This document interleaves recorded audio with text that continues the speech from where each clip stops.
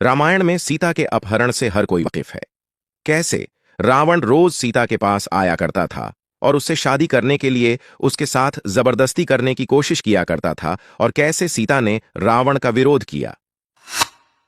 कई लोग मानते हैं कि रावण को श्रेय देते हैं कि उसने सीता को बलपूर्वक प्राप्त करने की कोशिश नहीं की, लेकिन केवल उसे शानदार गहने और झिलमिलाते रेशमी कपड़ों के साथ प्रस्तुत करके उसकी मितव्ययिता को मात देने की कोशिश की। हालांकि कम झांत सत्य यह है कि रावण श्रापित था। उसका श्राप यह था कि यदि वह कभी किसी महिला को उसकी सहमति के बिना छुएगा तो उसके सिर फट जाएंगे। अप्सराओं की रानी रंभा का विवाह कुबेर के पुत्र नलकुवारा से हुआ था। कुबेर रावण के सौतेले भाई थे। कुबेर अपने ही भाई से बेदखल होने से पहले शानदार लंका के शासक हुआ करते थे। ने के लिए जा रही थी जब वह रास्ते में रावण से मिली।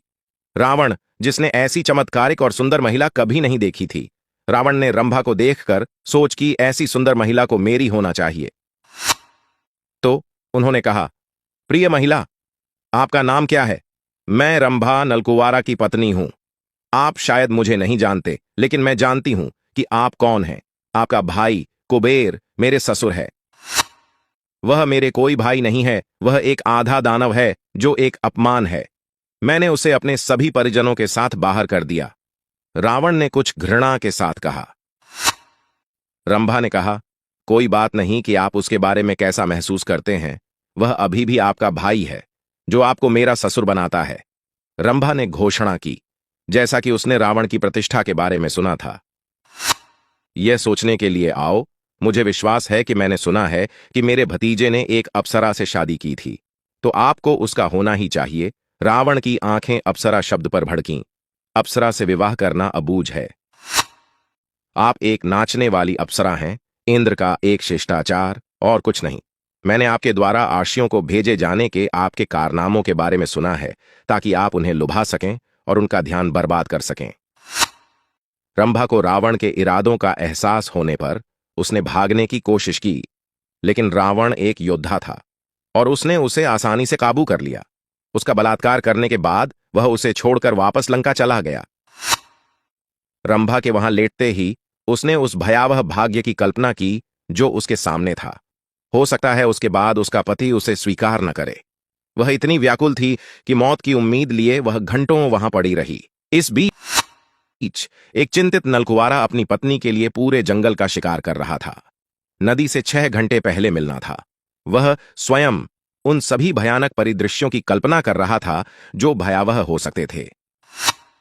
अचानक जब उसने जोर से रोने की आवाज सुनी तो उसका दिल टूट गया। उसे झाड़ियों में से आ रही गालियां सुनाई दीं। उसने उन्हें अपनी पत्नी के रूप में पहचान लिया। सावधानी से वह देखने के लिए गया और उसे फटे कपड़ों के साथ खूनी पाया।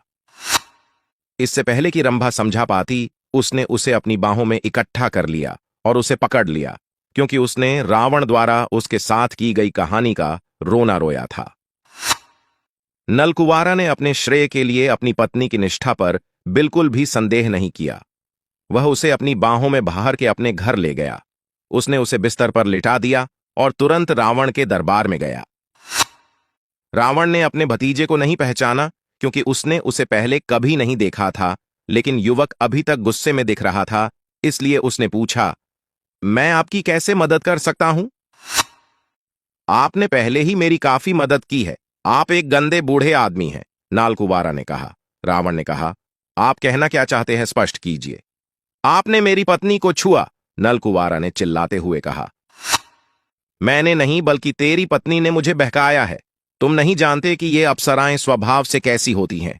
मुझे तुम्हें उससे शादी करने से पहले चेतावनी देनी चाहिए थी। रावण ने यह कहकर अपने आप को सभी अपराधों से मुक्त कर लिया। मुझे पता है कि मेरी पत्नी एक अप्सरा है, लेकिन जब मैंने उसे पाया तो मैंने उसकी अवस्था को भी देखा। एक क्षण के लिए भी मत सोचना कि तुम्हारा कृत्य मुझे बेवकूफ बना देगा। कोई बात नहीं, जो किया गया है, मैं तुम्हें चोट नहीं पहुंचा सकता, लेकिन मैं तुम्हें श्राप देता हूं। पवित्र होकर मैं तुम्हें शाप देता हूं कि यदि तुम कभी किसी अन्य स्त्री को उसकी सहमति के बिना स्पर्श करोगे तो तुम्हारे सिर फट जाएंगे और उसके टुकड़े टुकड़े हो जाएंगे। काश मैं आपको बता सकता कि आप कितनी भयानक और दर्दनाक मौत मरेंगे। उसके बाद नलकुवारा अपनी पत्नी को सहारा देने चला गया।